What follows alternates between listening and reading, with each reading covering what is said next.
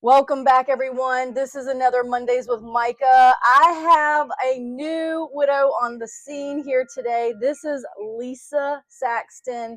I want to give a little backstory about how we met because this was a new thing for me. Now, you've been doing art for a while.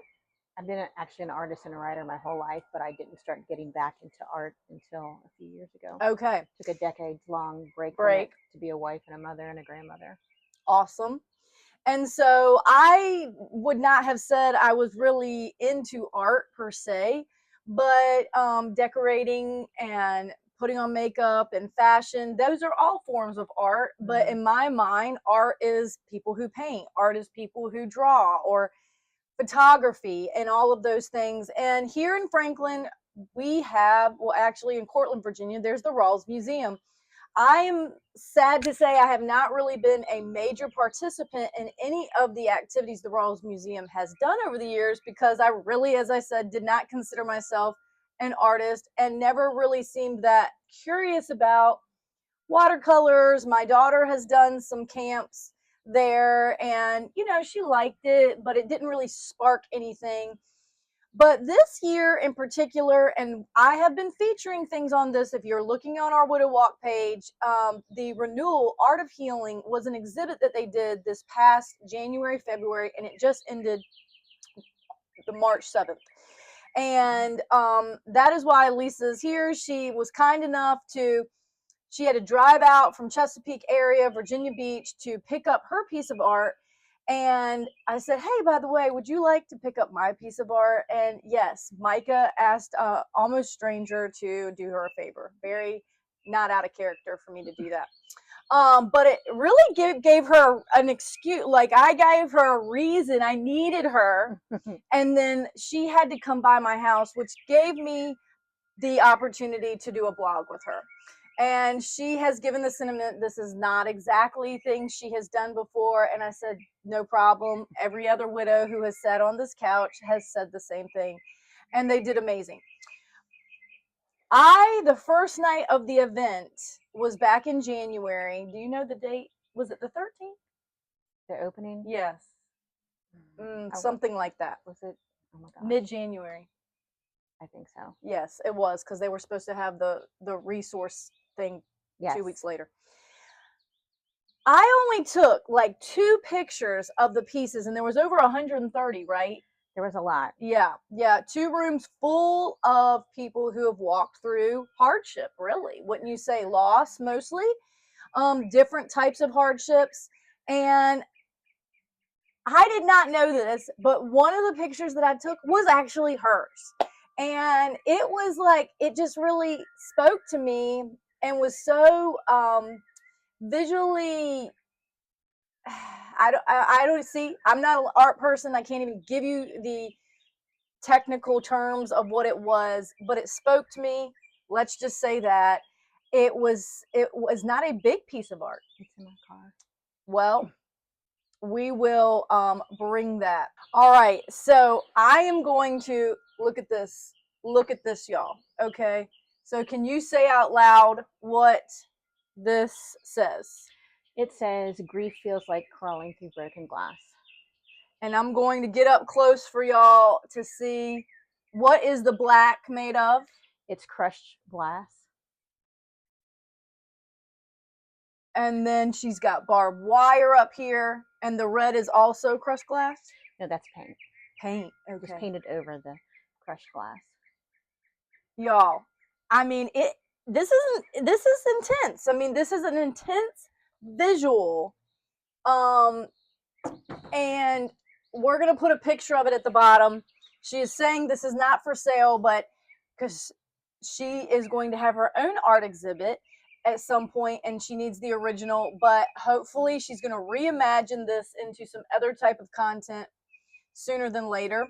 We're going to get into her website and what she has to offer, but it's deep. I mean, it's deep, and it took a widow to create this. Okay, so there's something to be said about that. And maybe that's why it spoke to me. I didn't know she was a widow when I saw this, but I was like, wow, grief feels like crawling through broken glass. Because I have for almost 9 years now been looking for language to explain grief. And I call it treasure hunting, really. I feel like this little archaeologist, which I don't care anything about those the terms, never cared. I like the National Treasure. I mean, I like that movie and things like that, but watching it, I was more entertained by it. But for me, treasure hunting has become a thing. Mostly that is me reading my Bible and looking deep into the words to find truth. And when truth can be explained and brought into today's times, then I feel like I have found a treasure. And then when you meet people, you realize people are treasures. One of the questions I have in my own book, Lisa, is how do you treasure your treasure? Oh my gosh. That's a question that came to me within, I might have been 3 years in or less. I'm not sure now. This is the weird thing about dates. It's all written down. But how do you treasure your treasure? Because when my husband passed, there's a song that we sing at church, and um, the line in it says, I lay down my old flame Mm-hmm. to give you to I lay down my old flame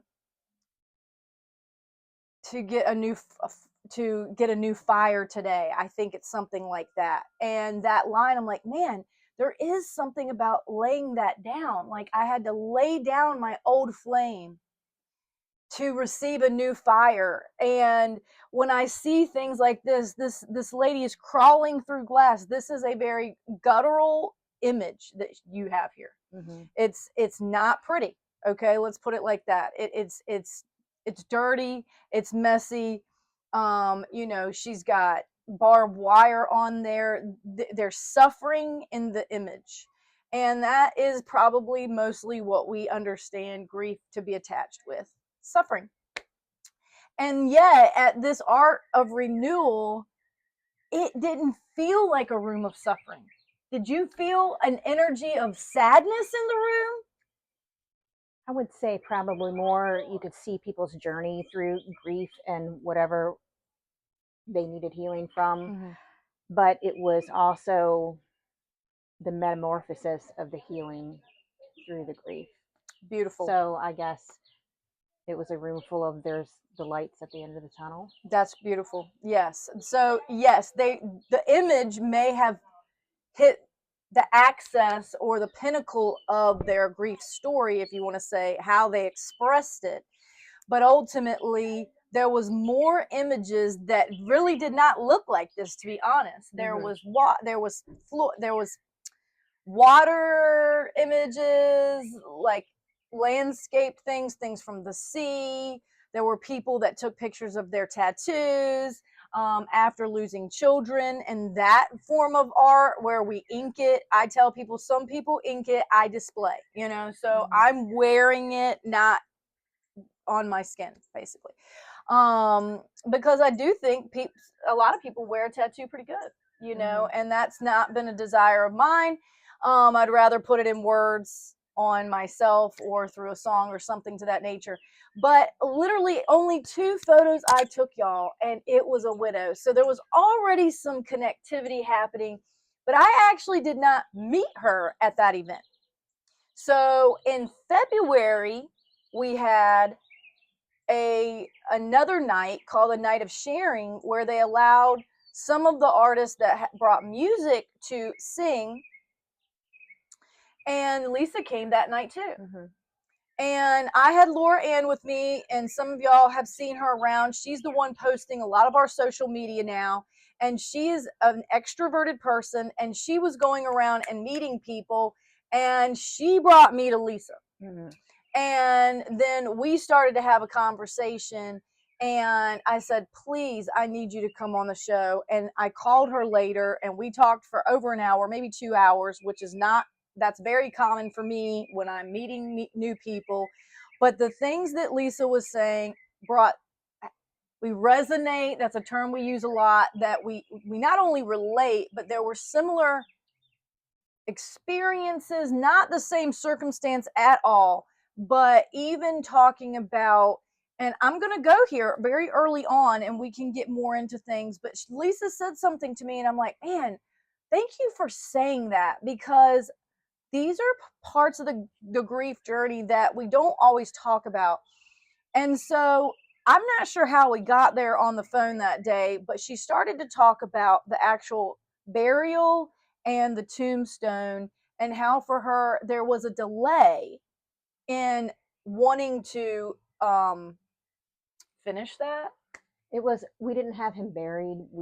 I waited 2 years to have his funeral service. He was cremated. Okay. And so the reason we waited, he died in October of 21, and we wanted our son to be able to, our son did come from Denver before his dad died, but we wanted to have a beach service. My husband Kenny had surfed his whole life, and we wanted to have my son go out on one of his old surfboards and put a little bit of his ashes in the water. And by then it was too cold.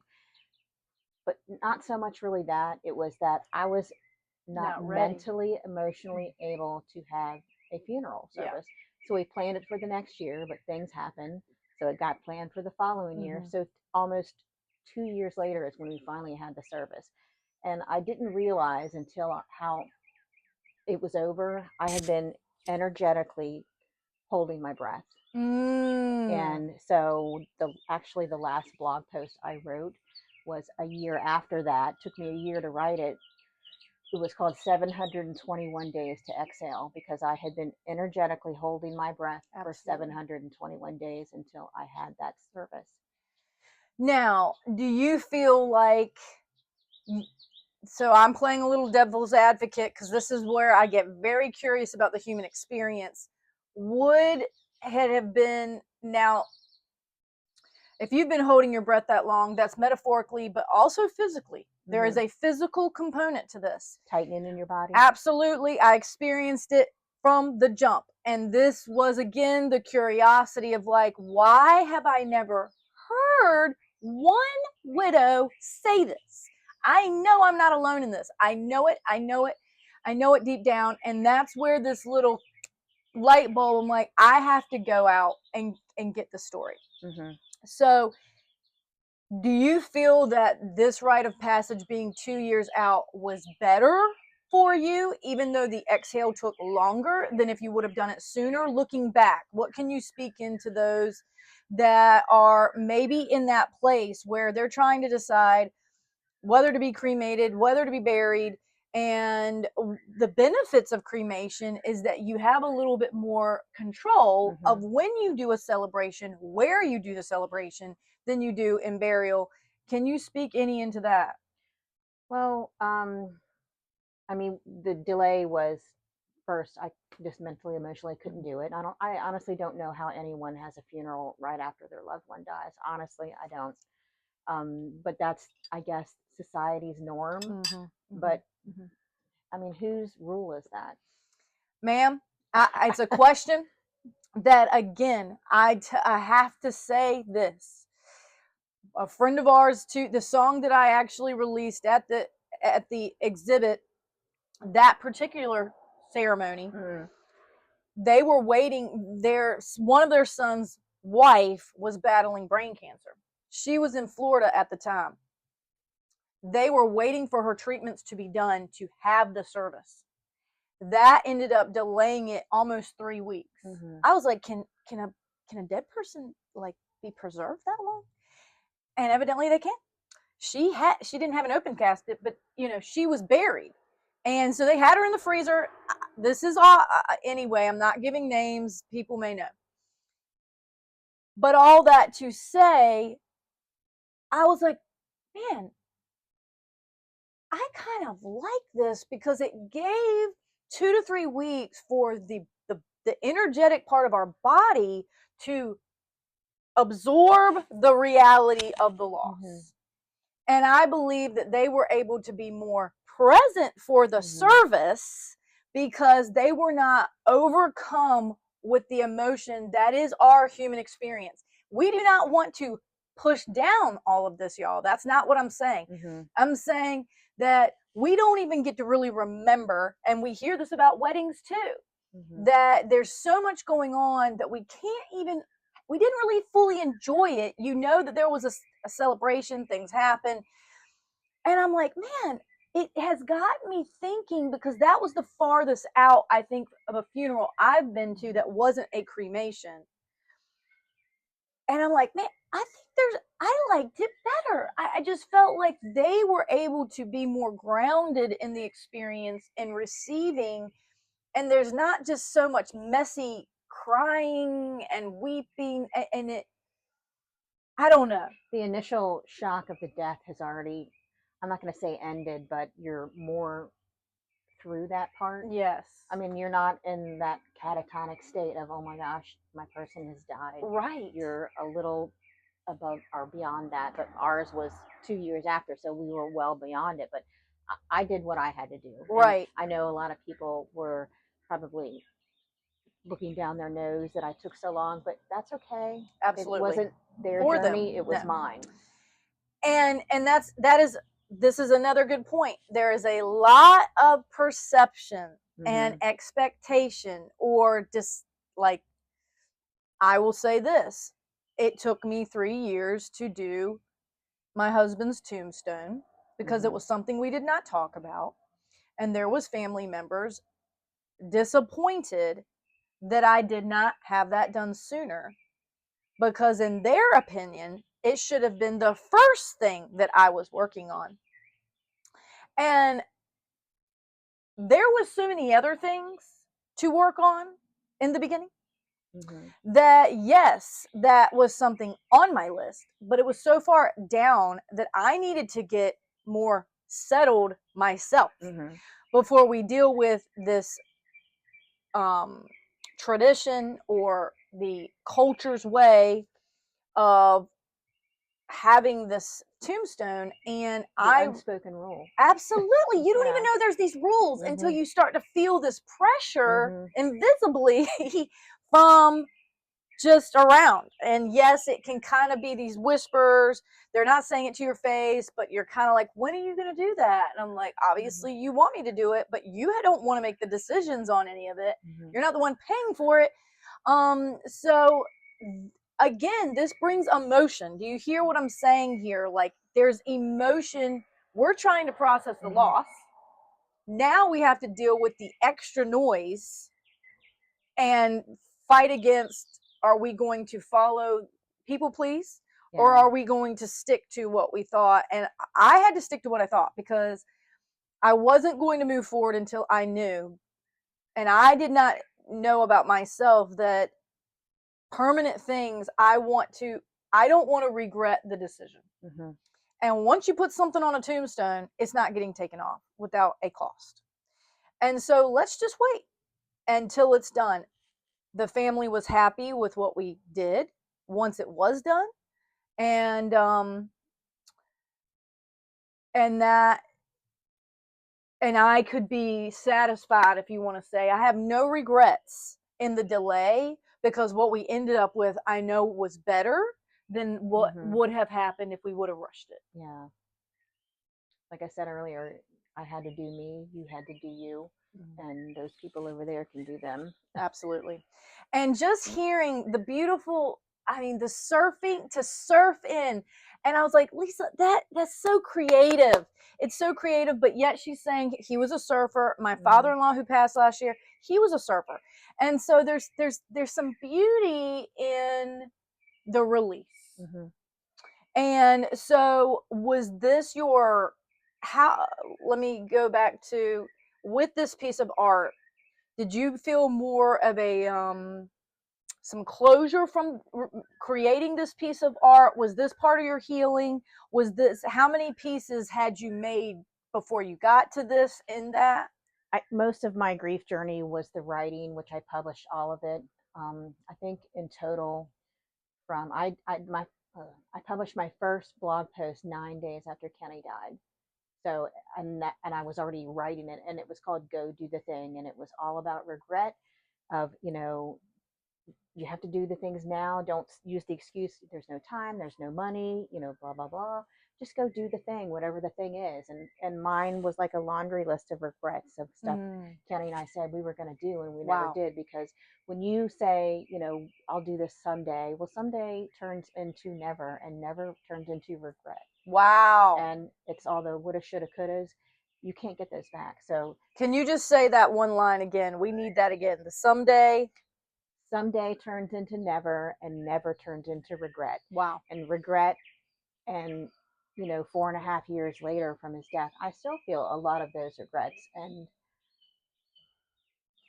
probably always will, because I can go and do those things myself, but I can't do them with Kenny. Right. He'll be with me in spirit, but not in the flesh like I would like him to be. But I'll do all those things eventually. I've already done some of those things on the list since he's died, but he's not here. The experience is different. It is different. The experience is different, and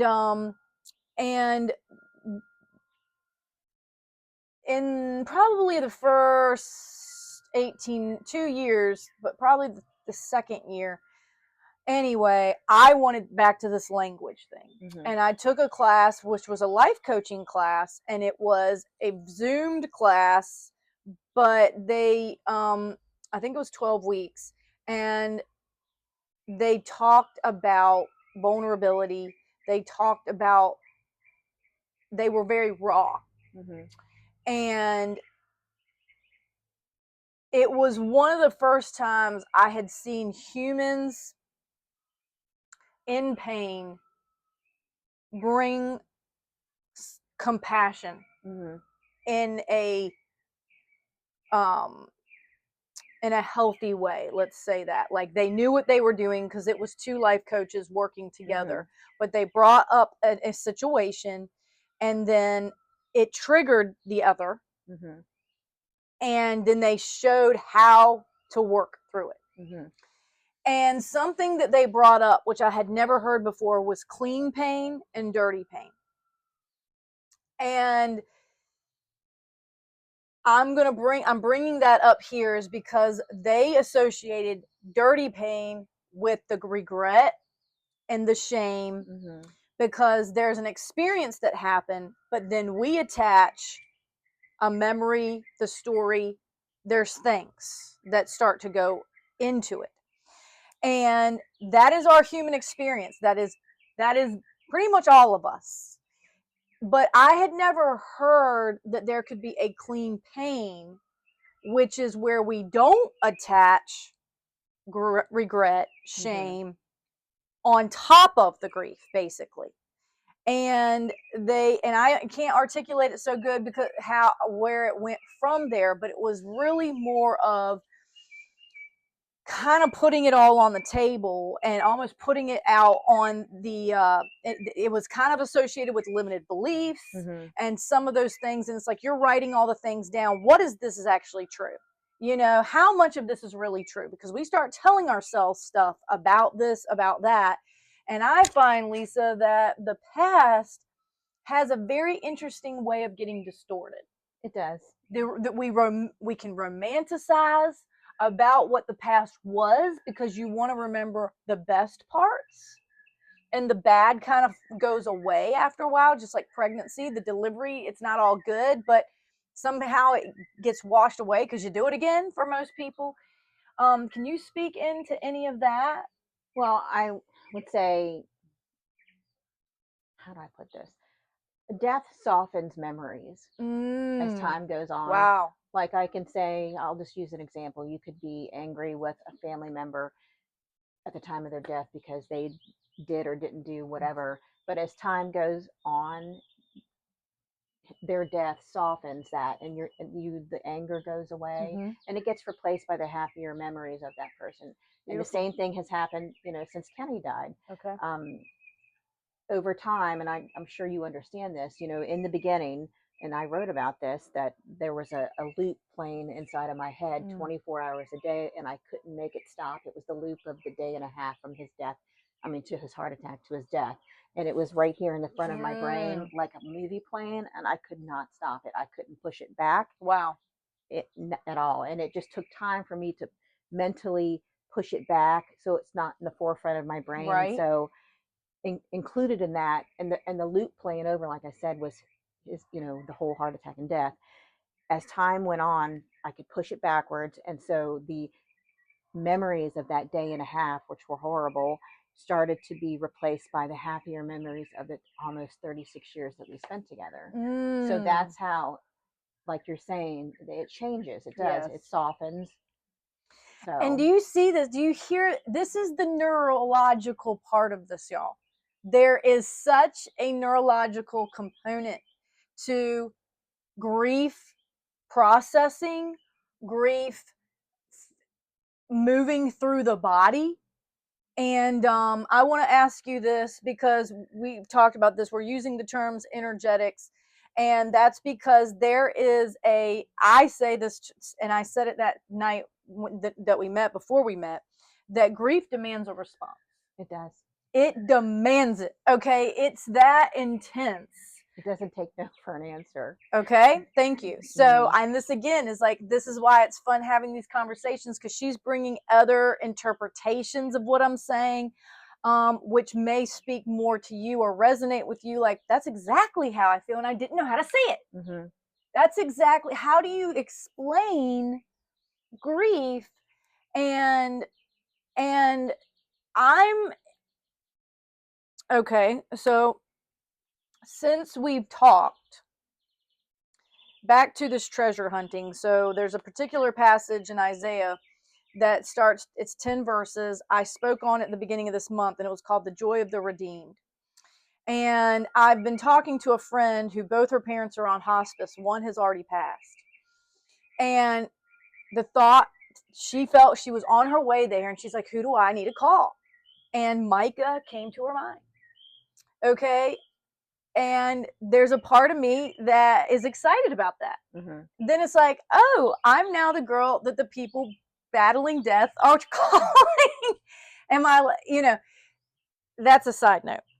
But I had just read this passage, and I felt like I was supposed to read it over her. And by the end of our conversation, she was better. Okay. She had joy. She had like vigor, let's say that, to walk into a scary situation. Mm-hmm. I have not gotten to speak to her since. She just texted me and said, he did pass. I'm not comfortable talking right now. But something came out of it, and I'm still developing this further. And I had not talked to you about it, I don't believe. And so I'm going to bring it into this conversation about grief. Let's make the heart. There's a metaphor about the garden. There were a garden. Mm-hmm. Well, to me, grief is the soil. Like, there's a wound. Grief is a wound inside of us that happens. Death wounds us. Mm-hmm. Death can mar us, scar us. That's another one of my pieces from the show. Grief leaves scars on your soul. Grief leaves scars on your soul. I mean, come on. So it leaves an indelible mark on your soul. I mean, it does. There's a mark. It marks us. Mm-hmm. And there's an impact, and there should be an impact. Okay. If there was love involved, there should be an impact. So Mm-hmm. this is where the tension of the two is. If there is no love, there's not as much of a heaviness or a depth of loss. Mm-hmm. And so you really don't want that exactly, because that means you weren't even really, whatever, he passed, but move on.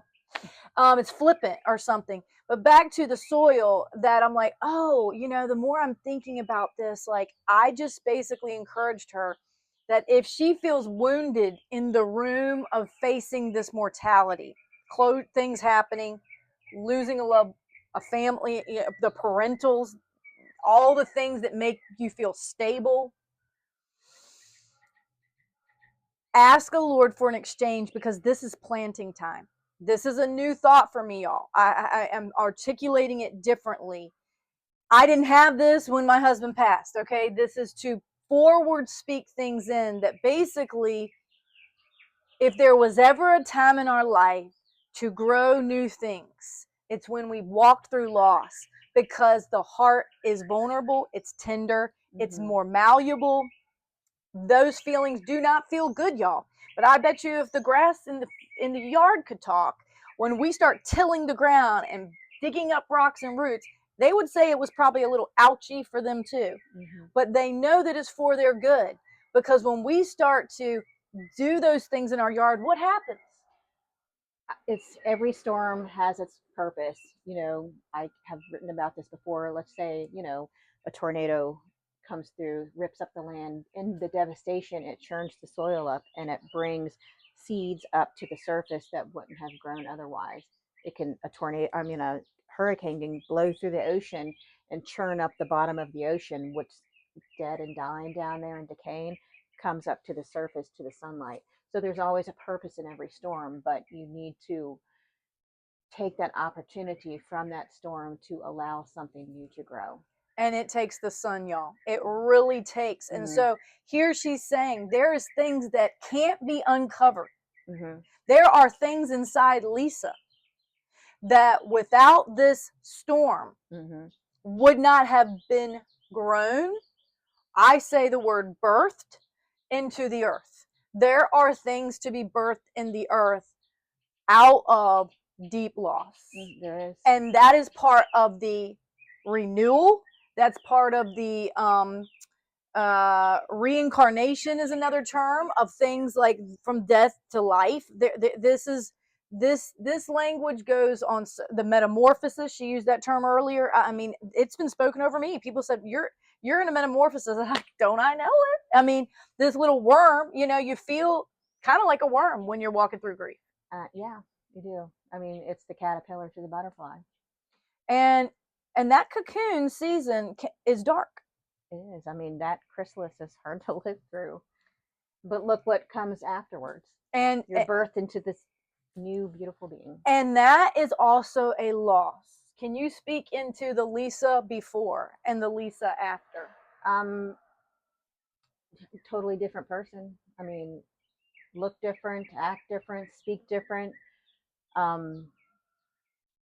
mean, I don't even. I mean, what do your friends say? I've heard it said, like, I feel like I lost you and my husband and your husband because you're not the same either. Well, I not gonna lie, I lost a few friends along the way that thought I was taking too long in my grief process, which to me is unbelievable, but that's okay. That just means that God showed me exactly who these people really were, and they got removed from my life. And that's okay. That's okay. Because they didn't belong there. But, right. When something leaves your existence, it makes room for something else that's right. to come in. That's better for you. Absolutely. The pruning. Exactly. If we want to bloom more, we have to cut some things off. Holding on to them can actually kill us more than bring life. And that's another song in the crushing and the pressing. You're making new wine out of me. That's just how my brain works. As language is lyrics, and lyrics is language. So it's looping through. And so that was a little bit difference in our stories. Is you had things in the forefront. I had song lyrics. Instantly coming to comfort me, and I believed was kind of a directive within the hour of my husband passing. But so I had a very intense initial experience that lasted for some time, but there were songs coming that I ended up naming my niece a prophetic DJ because it was like a whole thing. So we're not getting into that, but why did I present music at this Art of Renewal? Because that is what came to comfort me. And I said, oh man, music multiplies itself. That's what you use to heal yourself, or to begin your healing. Exactly. Yes. It came to comfort me, and then words I came, and I learned how to sit and receive it and marinate on it, soak, if you want to say, until I could articulate, but it gave me words that I couldn't talk out. Yeah. And that's a gift. Do you believe that your art, even though you had the skill before this happened, has it changed how you do art? It has, and the writing too, because the night that Kenny died, I started writing that night. I mean, I wrote a big long thing, on Facebook to say what happened and kind of like a tribute to him. And as I said, I had published that first blog post about it 9 days 9 days. after he died, but I had been writing it before that. So it was how I had to get the feelings outside of me. When we push our negative emotions down in our body, it creates pain and disease in our body. So we need to release them in a healthy manner. And writing and art is to creative processes to be able to get those out. That again, the it excites me to hear someone say, I'm saying it's a mind, body, and spirit experience. Mm-hmm. There are things that are plaguing us in our mind, especially in the early months of reconciling the reality that we're living in. And I do want to hear more about the how you got to that day. Mm-hmm. But there is something that I didn't know, and part of here at the Widow Walk is really to educate you, grief education. Why are we doing these blogs? One, because I hope you're learning that grief is, I don't want to say a beautiful thing, but it is something sacred, and it is one of the most human connectors of us all. How many of us have walked, how many of us have not had some type of loss? Mm-hmm. It connects us. It may feel like it connects us from a negative, but that really only happens how much you attach the grief Mm-hmm. to a negative. Yeah. That has not really been my experience, because I felt more alive after the death, because I now realize how precious life is and how quickly life can be turned off. And so that long list that she mentioned of to-dos or her regrets, I'm now feeling like I have to accomplish it all. Like balls to the wall. That's really the way I'm going to say it. That's not a great term, but I lived It's an around a lot of accurate one, men, yeah. and so we have to press forward. Carpe diem. We have to seize the day, because I don't know how much time I have. I can't assume I know any of that. It could be a car accident. It could be a heart attack. It could be a long illness. We're not going to speak into any of that exactly, but the reality is Mm-hmm. that we're all going to go sometime. And so it's not if, it's when. Mm-hmm. And are we going to just put things off? And my husband and I, we did not have children until we were 5 years in intentionally. And so I will say that in my regard, even though we were only married 13 years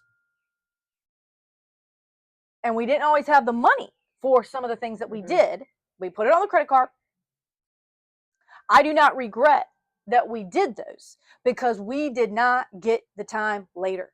Yeah. And so many things for me got validated about the decisions we made that didn't make sense to other people. But when I looked back, I saw how the kindness, the goodness on all of it. That's really what happened to me, is that we did make good decisions because we weren't going to get the later. And if we go with these rules, if you don't have the money, then you don't do it, or some of these things. And I'm not encouraging you to go out and Mm-hmm. buy 2 cruises and put yourself in a bed. I'm not saying that, but I am saying that if we had followed the rules, we wouldn't have done anything. Yeah. And then when he passed, I would have been more angry, Yeah. because we followed a rule and not our heart. No, I mean, and going and doing the thing, whatever the thing is, doesn't always involve money. Absolutely. Absolutely. Okay, so this has been 4 years, almost 5 in October. Mm-hmm. And what can you share with the listeners about how many people had you lost your parents? Had you been familiar with grief before your husband, or this was really like the beginning of you? No, it wasn't. Both of my parents had already died. My dad in 2009, my mom in 2014. My mother-in-law died 2016. My father-in-law 2005. So yes, but I was already well acquainted with it. As a matter of fact, I wrote and delivered my mother's my mother-in-law's, and then I did my husband's, no, my godmother's, and then Kenny's eulogy, and Wow. delivered all of them. Wow. Which of course Kenny's was the hardest. Absolutely. But I did it. Awesome. So no, I was already well acquainted, but it's different. And I would say that, have you lost both your parents or either one of your parents yet? No, just grandparents. Okay, so when you lose your spouse, it's different than when your parents die. Right. It's a different kind of grief. I'm not saying it's better or worse. Yep. It's just different. So let's say a different part of your heart. Well, that's it. It is. Mm-hmm. It's a different part of you that goes with them, because Mm-hmm. when whoever it is, whenever they die, they take a little piece of you with them Mm-hmm. that you can't replace, Mm-hmm. because they're not here any longer. And when you say the word parts, in counseling, there's a certain type of counseling called family systems. Mm-hmm. And I'm not promoting or not, but I'm just, when we say part, okay? So a part of her heart is a little girl still. There's still little girl Lisa in there. There's teenage Lisa. Yeah. There's new mom Lisa. There's Lisa premenopausal. There's Lisa married. These are all roles and seasons of our human experience. And I can say that when I feel triggered, it goes to a previous part. Mm-hmm. And in some counseling, they will say that those moments are an unhealed wound from your past. Mm-hmm. And sometimes we do have to look at that and say, why did I feel like a big baby there? Because somewhere it connected to a past experience where we weren't safe, Mm-hmm. we weren't seen, we weren't comforted. Something happened. And a lot of times I think that when sudden things happen, and then all of a sudden things happen fast, that's where I find I'm more triggered now, when there's like quick things, because so many decisions had to happen so fast in the Mm-hmm. beginning because it was sudden, that I can start to feel panicked now if I have to do things boom, boom, boom, boom, boom. Can you speak in? Did that happen to you at all, where there was some like anxiety that kind of came after due to? There was all the anxieties about everything. I mean, aside from the initial shock of him dying, and he's no longer there. Now, was he ill? No, well, he was, but we didn't know it. He had a full blockage in the lower left, whatever that thing is called, in his heart, and we didn't know it. And he just had the cardiac arrest and massive heart attack in his sleep. And when they took him to the hospital, that's where they found it. And so no, Would they call that the widowmaker? They never said those words to me. Okay, that's what they called my husband's, which is a aorta valve. It was a blockage. Yeah, he had a full that one. blew. Yeah. Yes. So here we are, different titles, if you want to call it, or time of death terminology. Mm-hmm. And so he was gone in his sleep. Were you in the bed with him? Yep. I woke up to a very loud snoring, sucking air noise. And I was like, stop snoring, stop snoring. But he didn't respond. And so I got up and I went to the other side of the bed, turned the light on, and was shaking him, and nothing was happening. So I opened his eyes, and his eyes looked dead. If you can understand what I mean. Yeah. There was no life in his eyes, and I ran upstairs and woke my daughter and her husband up and said, I need help. Something's wrong with Dad. Ran back downstairs. Mm-hmm. My daughter went out to call the ambulance. I couldn't remember how to do CPR, even after all the years of being a Girl Scout leader. Mm-hmm. My son-in-law looked it up on the internet, and I did it good enough to bring Kenny back, because he was within an inch of his life. Wow. The ambulance came, put the, what is that thing called? The air squeezy thing on him. Yep. And a vent. The oxygen. Yes, that. And then they, worked on him on the floor for a while, put him in the ambulance, took him to the hospital. He had another cardiac arrest on arrival. Whatever test they do, I don't know if it's ultrasound or whatever, that's where they saw the full blockage. They put a stent in, took him to ICU, brought him, he had another cardiac arrest. Wow. In ICU, back downstairs. They put a heart pump in, back to ICU. Kidneys failed, on dialysis, put in a ventilator, put in a medically induced coma, intubated, and just to touch and go, touch and go. We didn't know if there was any neurological damage. Right.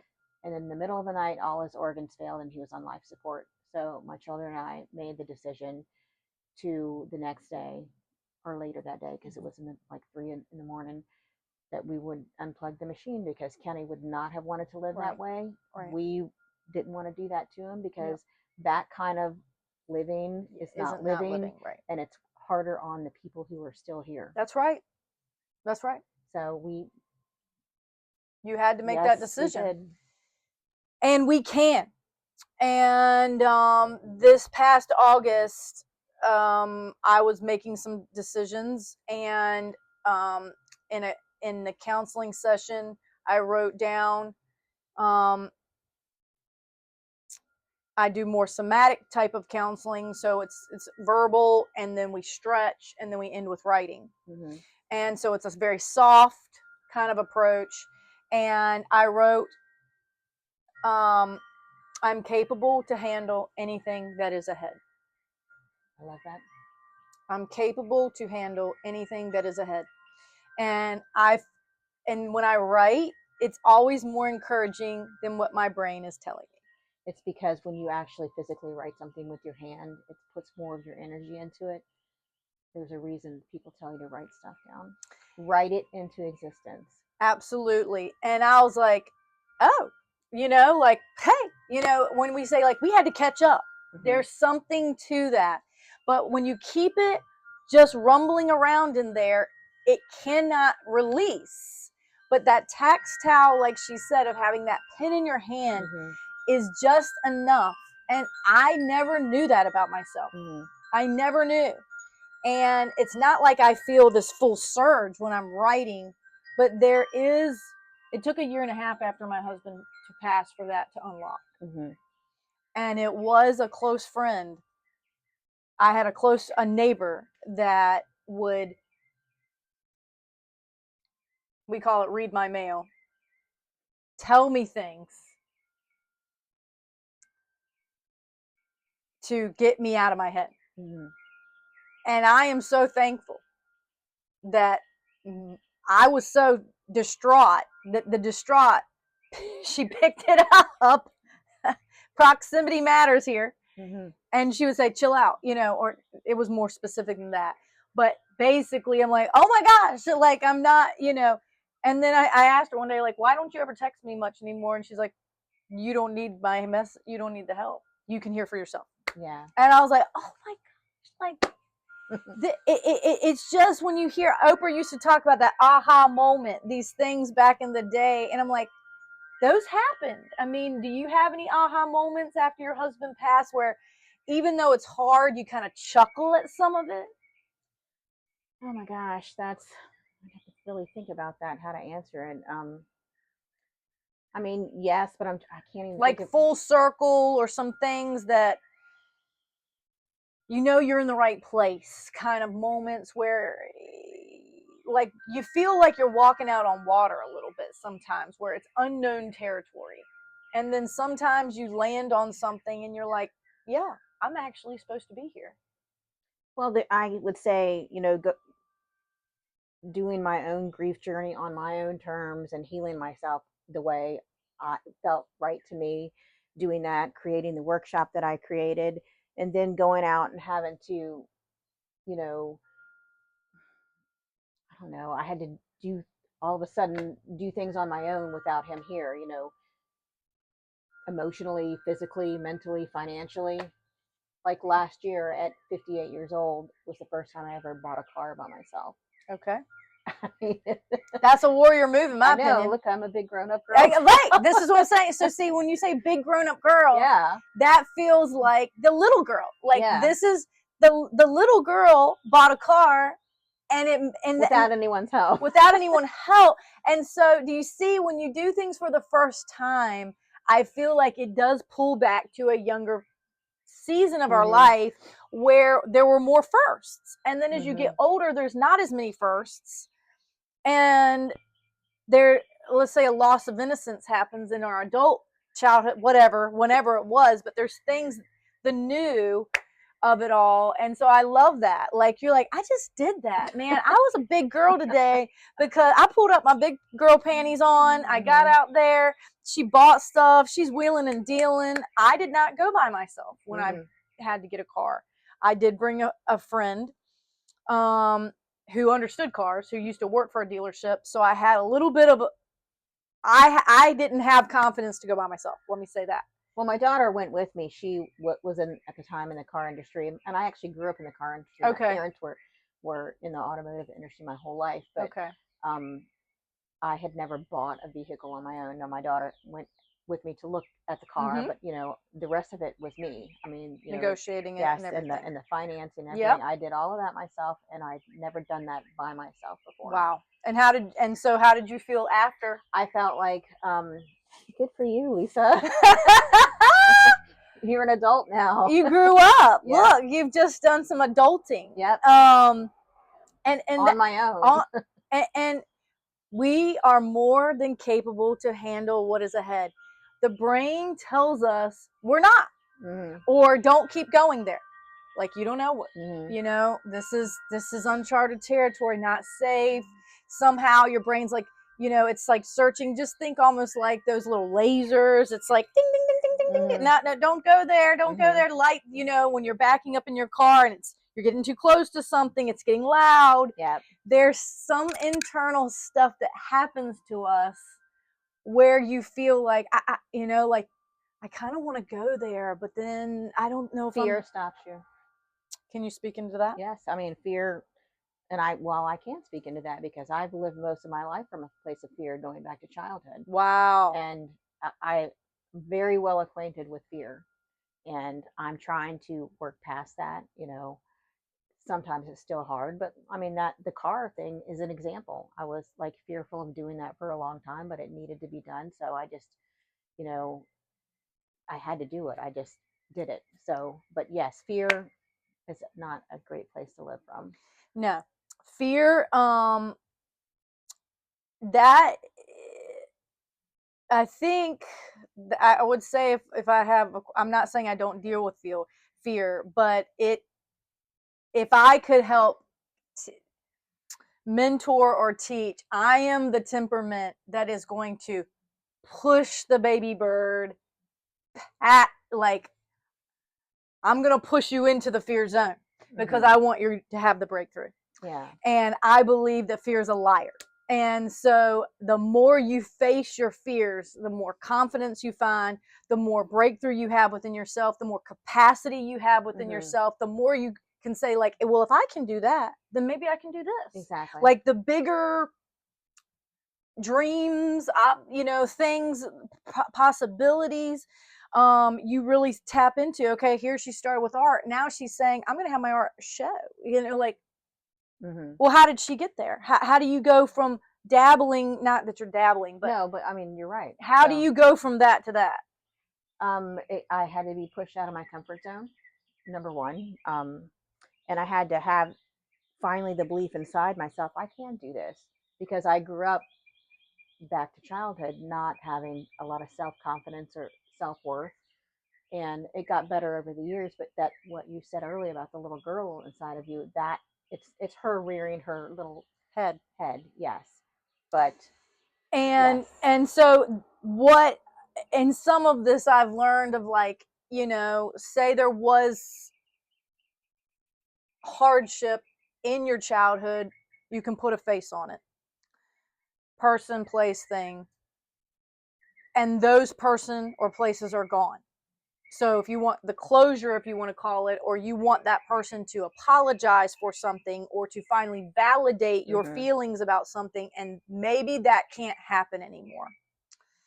No. We have the opportunity to self-soothe, to bring self-compassion, and really back to the brain. We can imagine ourselves in that space.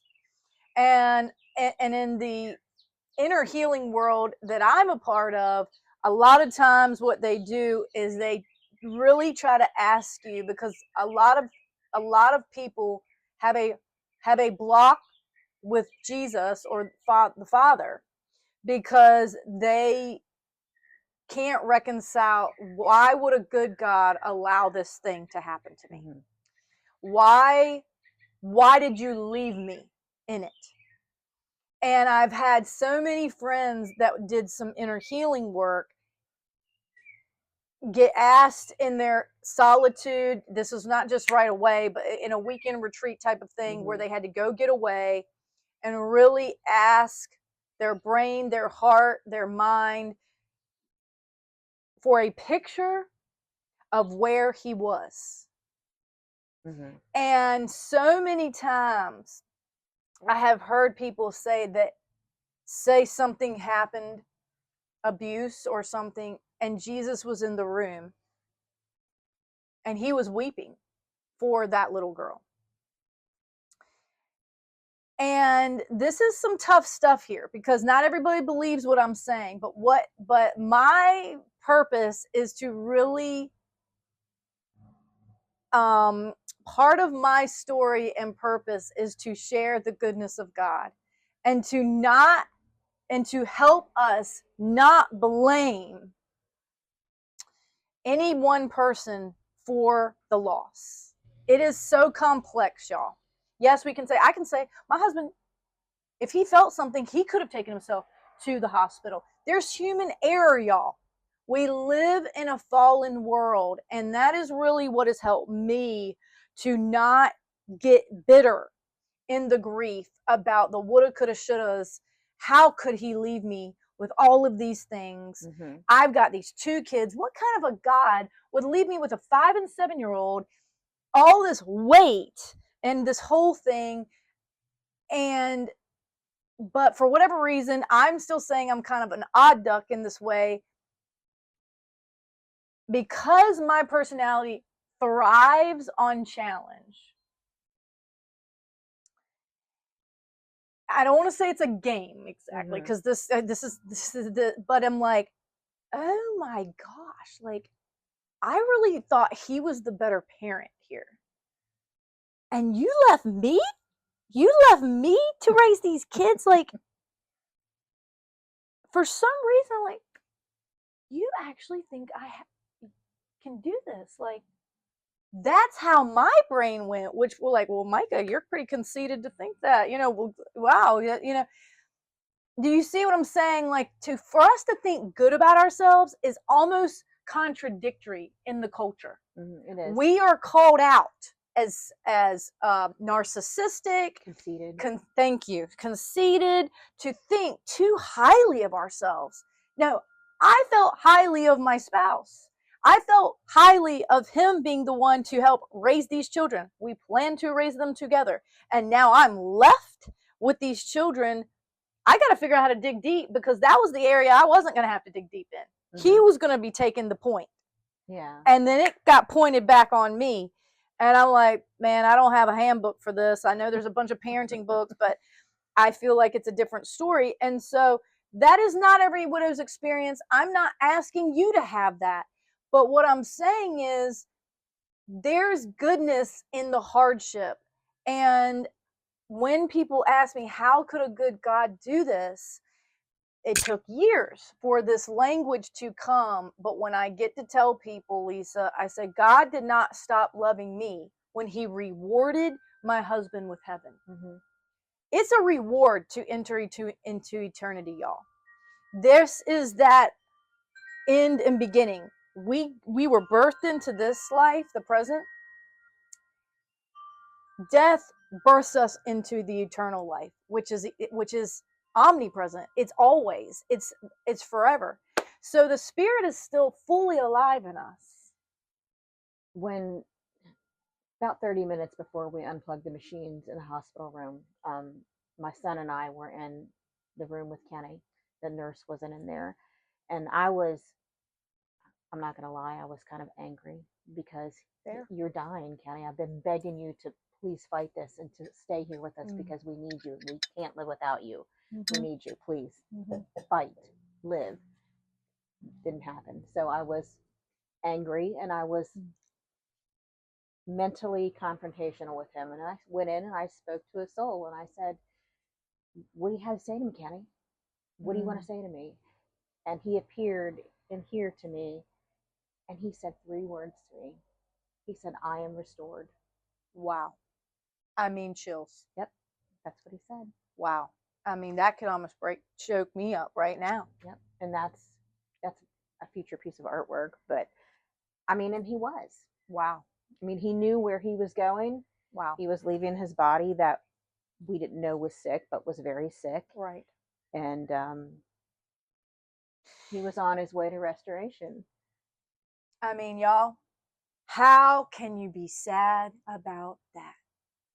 The flesh of us wants to be sad. But if we really allow ourselves to rejoice for his redemption story, Mm-hmm. there's gladness. There's joy in the morning. This is not just poetry. This is reality. And it fascinates me. It causes me to continue to want to hear the human experience of loss and the life after death story. Lisa is living the life after death story. She had to face death and choose whether she was going to choose life or to sit in that grave herself. Yep. This is a real conscious choice for every widow to decide, am I going to let that piece of my heart die and never open it up again? Mm-hmm. And Lisa, I'll tell you,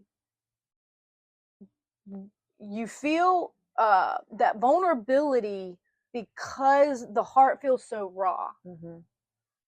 I think there is, back to that little beep, beep, beep, beep, beep, beep, beep, there's this thing of like, don't get too close. Gosh, can I ever really love people? Because I hate the way this feels. I don't know how close I want to get to anybody after that. Like, can I risk it? Will I survive? I feel like my heart got stunned. Just like ripped out of your chest. And like you have, like you said, the invisible barrier. It's like a iron wall that's on lockdown. And, you know, do I want to open that iron wall up? Give someone the key? But, you know, 4.5 years into it, I've reached that point. So, Beautiful. Because it's different in the beginning. Like after he died, I needed someone, which was him, but obviously it was never going to be him again.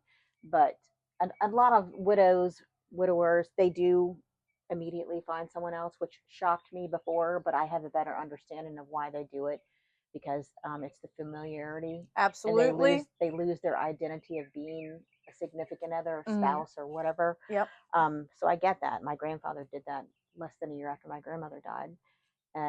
But I get that now. But you know, there's a long part of meeting someone.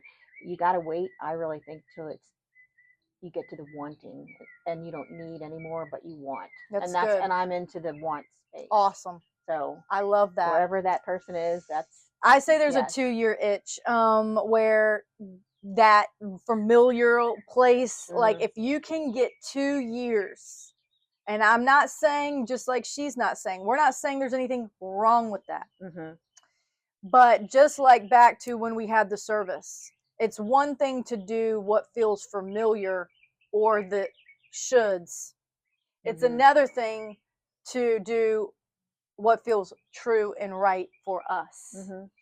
And in the beginning, there is a lot of weird things that are physiologically going on, which makes you make kind of irrational decisions.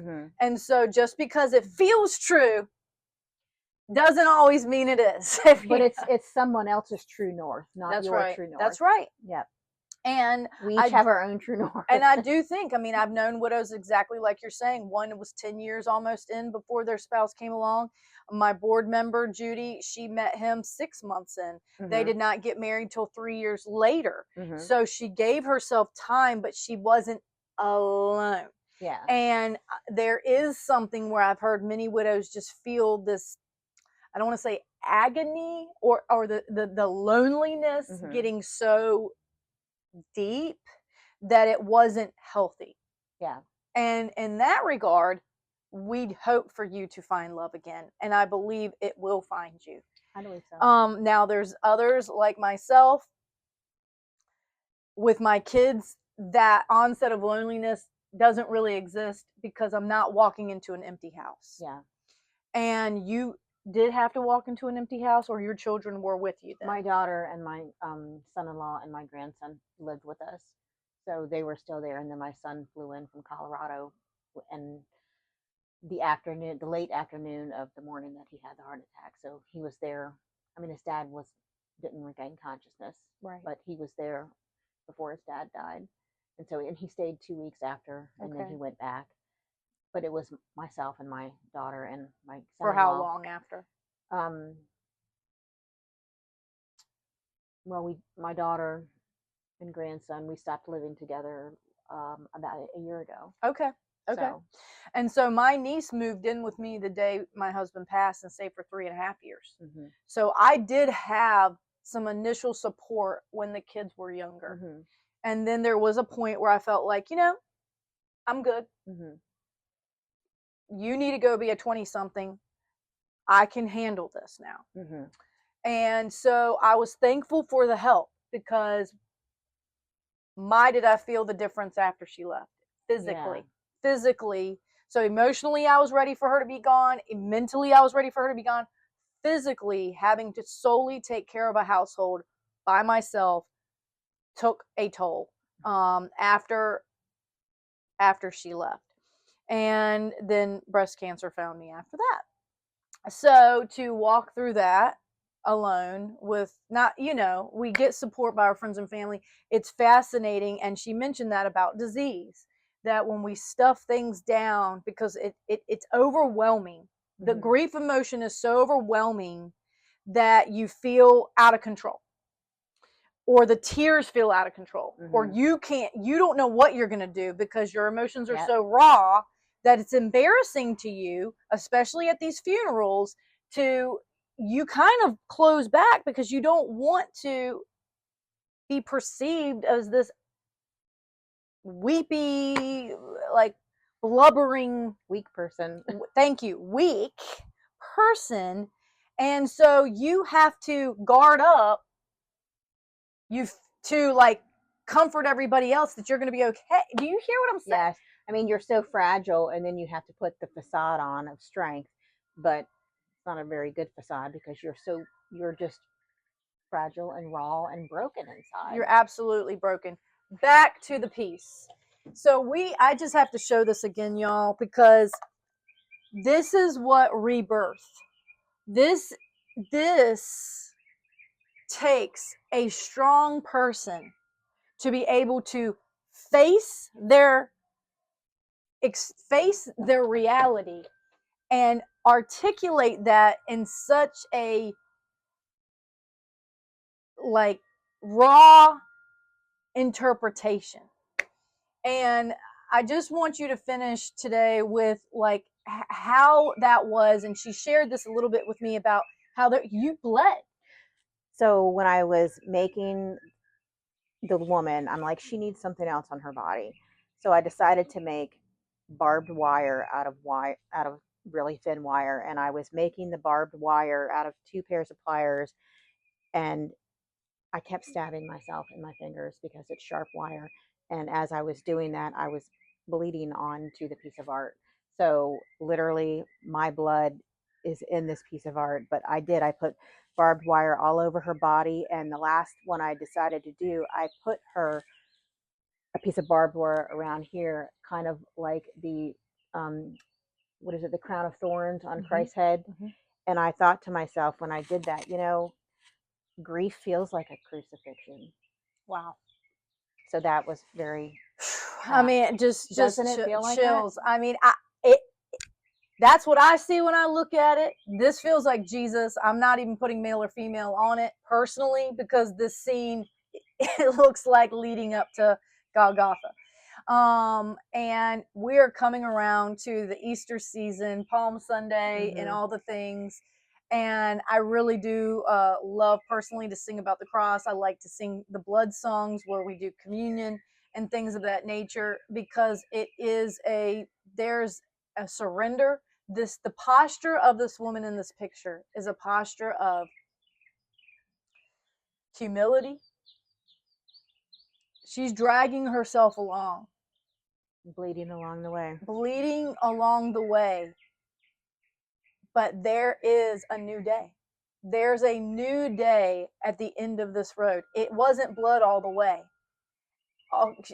She didn't make that where it bled up to a point because she stopped where she was at, but then the visual over here is there. And for me, it's showing, for me, my interpretation, again, this is the beauty of everyone has a different one, is that there's a stopping point to the bleeding.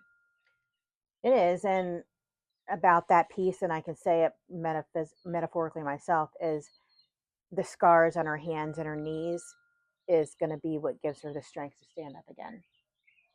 They are there to testify that she's alive. Mm-hmm. Yep. And the scars, again, in imagery and visuals and all the things, scars, we want to cover them up, a lot of times. That I don't feel that way anymore either. I told my father-in-law, I said, I'm not really into tattoos, but I could see how over my scar I could do something like that, because it just feels like this, there's just like, you put your stamp on it. You reimagine that this scar meant one thing. I probably won't do it because that's a tender spot and I don't want any weird stuff in my breast per se. But I got it more, meaning that you can not cover it up, but really highlight, if you want to say, and bring a new perspective to it, and what he gives you, the rebirth of it all, and how people start with one tattoo and then they add another and they build around it. Mm-hmm. And this whole story that comes, every one of them has a story. A lot of them have to deal with loss, not always, but just a point in their life and where they are now, the rebirth of it all. So, can you tell us, Lisa, where can they find these writings of yours, the art, your workshops? As we finish here, what can you tell us you're doing this year in 2026, what you've been up to, and how people can find out about you? So after, or through writing through my grief process, on posting it on my blog, that blog is lisasaxton.com. I was writing continuously. I ended up getting published in a book in June of 22. The title, it was a collaborative book where a bunch of authors get together and they write the whole book. We each get a chapter. My chapter is oh my gosh, the cathartic process of writing, healing the metaphysical root cause of pain. Wow. And it's how writing. That's a mouthpiece. Yes, it is. That's why it's hard to remember exactly what it was. It's just about how writing can help you get those feelings outside of you and heal the metaphysical root cause of pain, because all pain and disease in your body has a metaphysical root cause. Good example is a month after Kenny died, I came down with a kidney stone, which was, I wasn't hardly eating or drinking. That was probably the medical cause, that was reason. The physical reason, yeah. But the metaphysical root cause of a kidney stone is holding on to unresolved grief. Hello, very appropriate. So I just have to stop you right there, and I know we're an hour into this video, but what, and I have, this is a soapbox for me, folks. There is never a physical thing happening to you that is only physical. Yeah. There is never, okay? When I didn't believe that before grief. You're sick, you go to the doctor, you get an antibiotic, boop, gone. I now believe that there was a brewing storm. Yes. That there's no sickness that's just overnight. I'm not saying that if you walk into a place and you get a stomach bug, whatever. I'm not talking about that, y'all. I'm not talking about viral things that fly in and move out. But some of these things, I had hip pain for a long time. I dealt with voice things.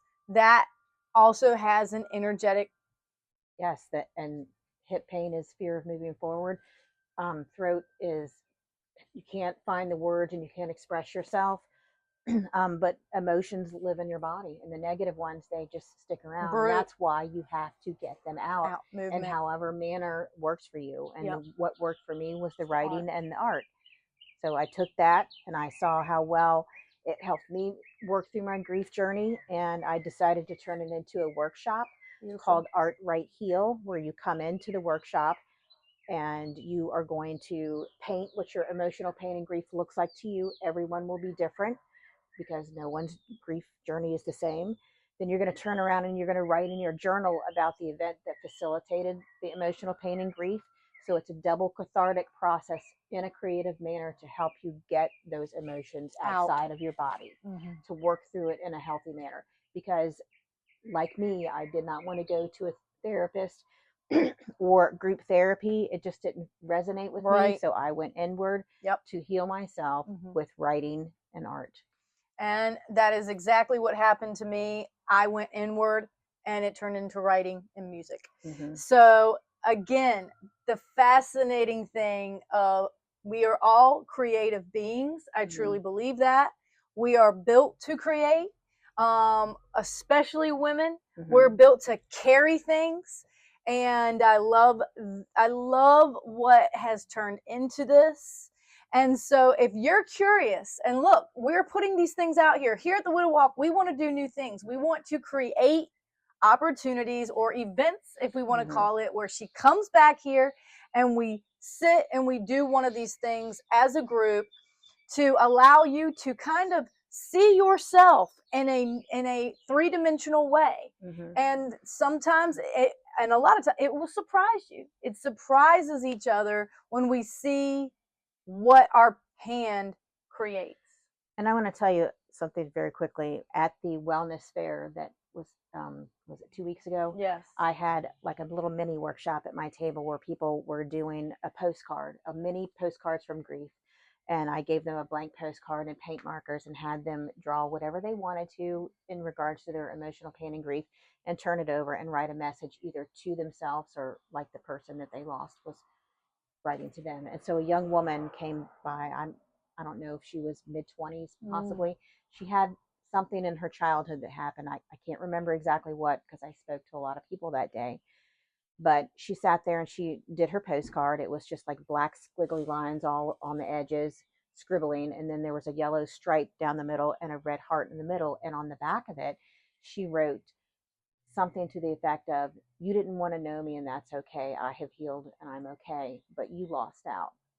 And so she put in the address part, "To my family, from your granddaughter, daughter, niece, family member, friend." And then she started to cry and she said, "Years of therapy, talk therapy, did nothing for me like the 10 minutes that I sat here and made this postcard." Because she was, with her own hand, releasing her emotions out of her with the art and the writing. I'm telling you, we're not knocking it, y'all. We're not knocking it, but just thought renewal is not enough. It's really not enough because it's not moving it through all the way. It's head, heart, body. Processing. The processing. The circular is that all three are getting released. And so I'm telling you. And so from there, you got that experience, and then you came to our Walk of Love dinner that night. Can you speak into that? I did. I had never been into anything like that before. I was just like, oh my gosh. The speakers, Danette was wonderful. She really put a fire inside of me. Awesome. And I met some really lovely people there at the table. I was honored and humbled to be a part of that. And thank you for including me. Thank you. It was wonderful. What energy do you feel like you felt in the room? Like you said, you felt a spark. I'm thankful to hear that.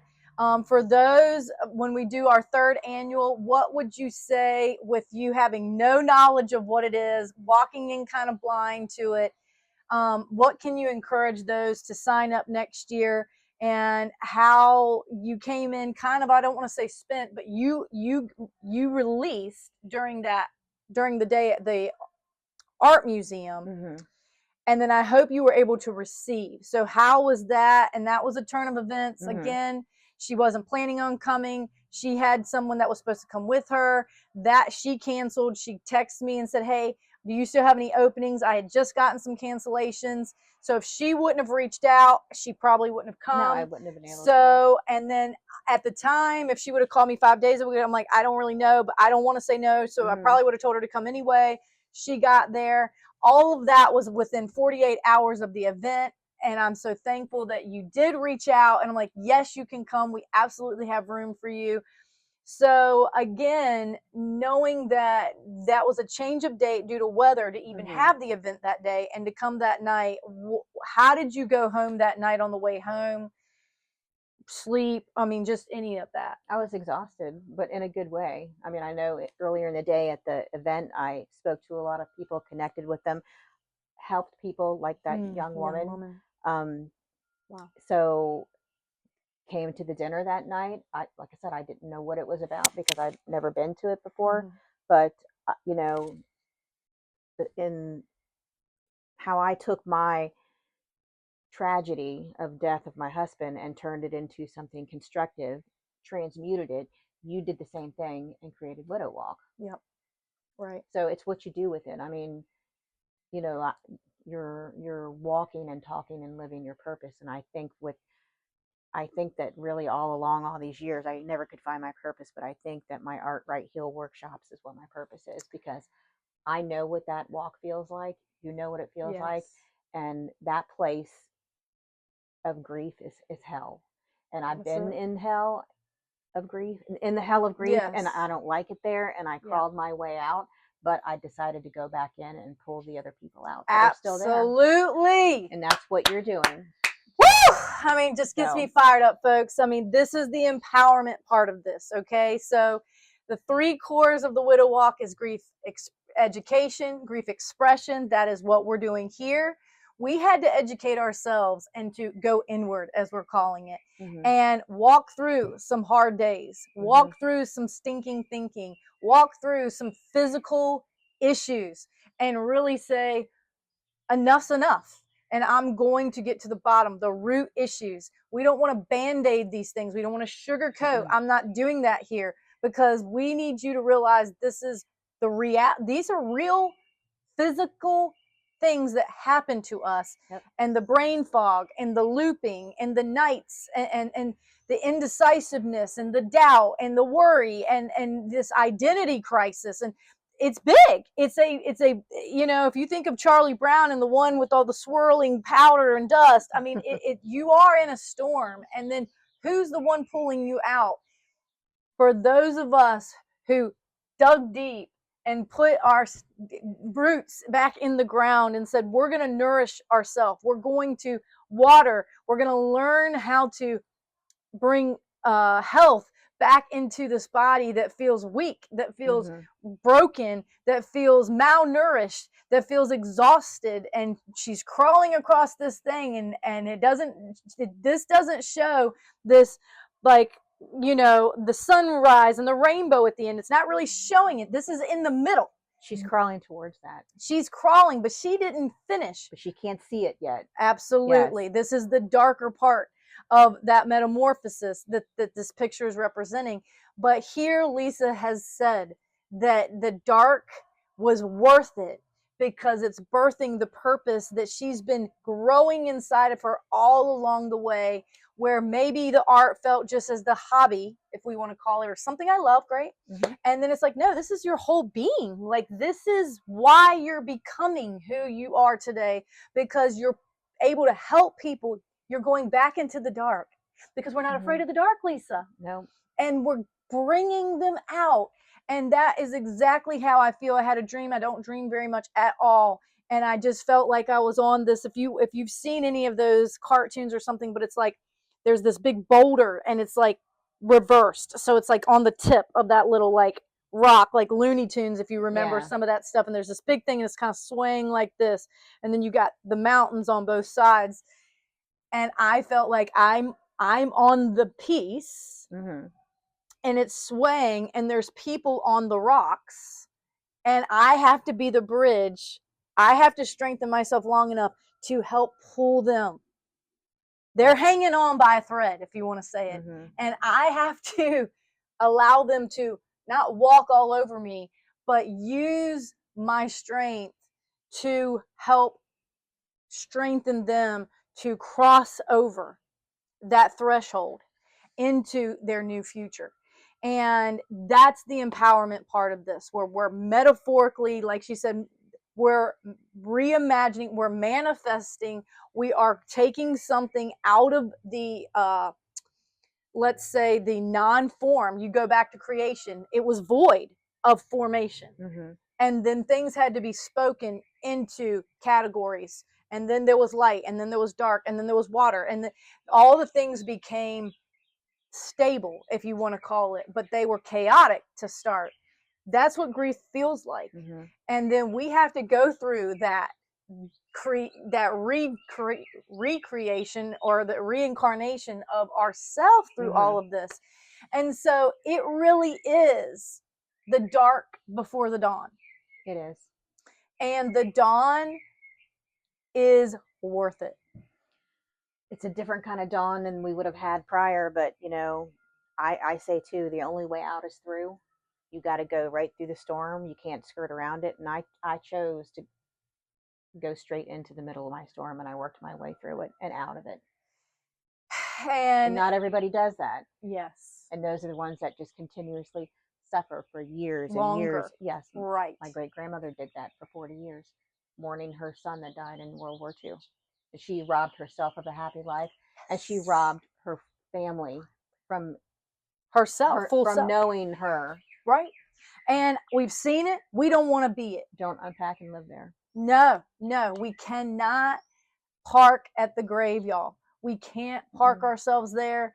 We can visit to remember, however it makes you feel right to do that. And I just want to encourage you all that moving forward does not mean that you stop loving them. No. You move into a place of honoring them. Thank you. Because we do that when they're alive. Why do widows feel that if they move forward or let go of the grief and allow themselves to feel joy or pleasure or happiness, they feel guilty? Mm-hmm. It's societal norms again. Folks, if you need Lisa and I to come, obviously our personalities are different. She's getting me fired up. She's very calm here with it. But when I see humans connect to something, like she just told that story of this girl, all these years, the money that you're doing, talking, and it never connected to her soul. It didn't. And she gave a tool called art. This was a simple practice, you could call it. Very basic, but yet somehow her seeing it for herself connected it to the soul. And that's the being part of this thing. Yep. And we can lose ourselves because there's this disconnect. Yes. And to find the tools that help you reconnect, and not only reconnect, really potentially bring more authenticity to your present self, and also find your voice. That's where I was struggling. The old language wasn't working. And it was getting harder to use it. And I had to devour books, learn to find emotional intelligence, is what I'm calling it now, to have the language that deals with compassion. I didn't have language for it. Yeah. Well, I'm glad that young girl was able to be helped in that 10 minutes. That did more for her than years of talk therapy. 10 I'm not minutes. dissing any. No, we are not. No. We are not dissing any of it. Everyone heals differently. Absolutely. And that's what I'm saying. If you're 6 months in and you're not seeing a lot of breakthrough, please move on from that and try another modality.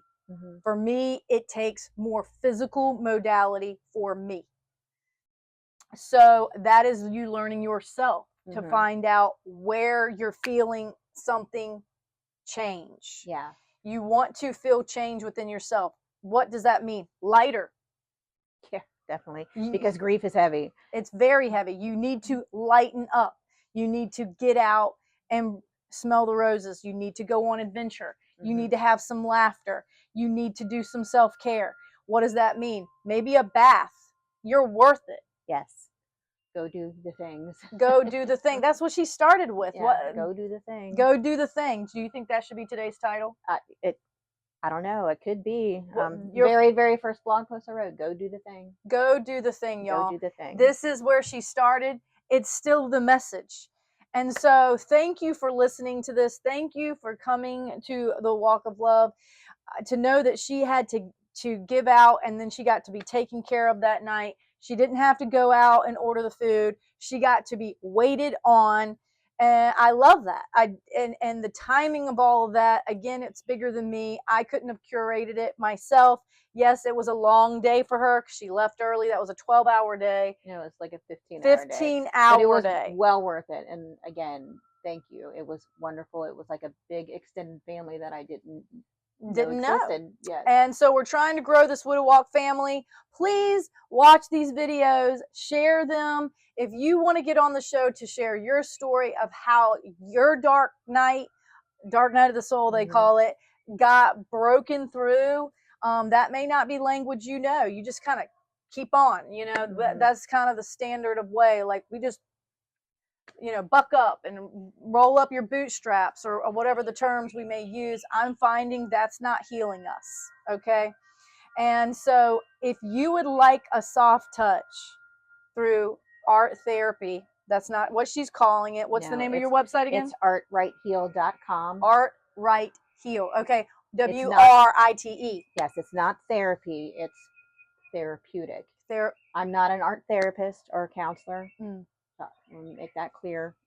It's not art therapy, but it is a therapeutic process to help. It's a cathartic process using variations of art and writing to help you heal. Beautiful. Thank you so much, Lisa. I'm just blown away by her wisdom, her experience, her transparency, and all of the things. And obviously there's more goriness to the story than we can fully get into, but I'm thankful that what was shared here today was the butterfly part of it, if you want to say, the metamorphosis side. She's on the other side, is what I'm trying to say. That's part of the story, her being into the almost 5-year mark. You're getting there, y'all. You're gonna get on the other side. And if you feel stuck, here are 2 different resources, different personalities, different ways of doing things, but still the goal is the same: to help you heal and to help you feel better and to help you connect back to yourself. See you next time. Bye-bye. Thank you.